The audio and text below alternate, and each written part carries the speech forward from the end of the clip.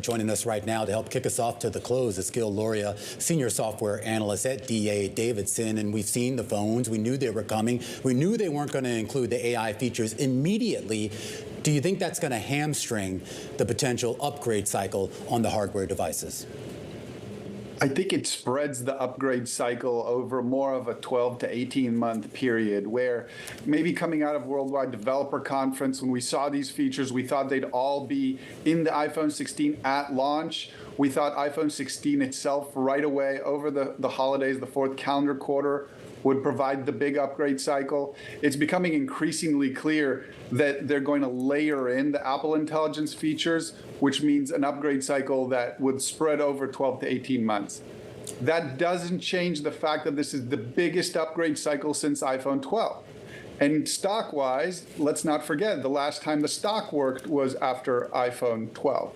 So we've gotten 15% outperformance out of the stock since Worldwide Developer Conference, taking a little bit of a step back today as we wrap our heads around how long it's going to take to get this upgrade cycle going. But just to kind of play devil's advocate here, I mean, this is a big upgrade cycle, but part of that is because that cycle got longer. A lot of people looked at their phones, they looked at the iPhone 15 or 14 or 13 and said, I don't really need to upgrade. I can stick with my 12 or 11 or whatever. Or if you're in the case of, my parents, like the iPhone, 2. At least they have one. Yeah, at least they have one, Gil. But I mean, it gets to this idea here that what's sort of the sense of urgency that I guess used to be sort of omnipresent around these Apple product launches events. Have we lost that? We'll get the sense of urgency as these features come out. So first of all, the one push camera, the one press camera will be a relatively innovative feature in the context of the last 4 years.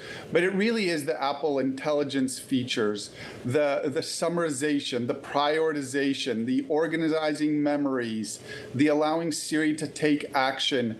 Those are new things that as they start working into our regular workflows, people will notice them and have that FOMO when they see their friends and family using these features to do things that were previously not possible. Mm-hmm. This is one of the nice things about what Apple does is it takes technology that's revolutionary and it incorporates it into what we already do. Some of these features, functionality are already available around tools like ChatGPT, but you have to take them outside of what you're doing to get the benefit. Mm-hmm. If the automatic writing, the image generation, the summarization, the prioritization happens within your experience, you'll notice it, you'll be delighted, and again, you'll start proliferating those thoughts and excitement to your friends and family, which is what gets the upgrade going. Okay, Gil, so how do you calculate, though, a spread out super cycle into valuation? So it's not spread out into more than 12 or 18 months, meaning our forecast is for iPhone to grow 10% the next fiscal year. That's still the forecast. Whether it's a little later in the year, a little earlier in the year, that would be the biggest upgrade cycle since iPhone 12. And expectations are for a much smaller, for maybe a single digit, maybe even mid-single digit growth. So we think that in the next fiscal year, there will be 10% growth in iPhone, which let's not forget, is half of Apple's sales, more than that in profits, and pulls the other categories. It pulls wearables, it pulls services. So that's the acceleration Apple needs to its growth and profitability, is even if it takes a full year to do those upgrades as opposed to being more concentrated on the front end. And then how does then China play into it? I mean, there's so many issues there.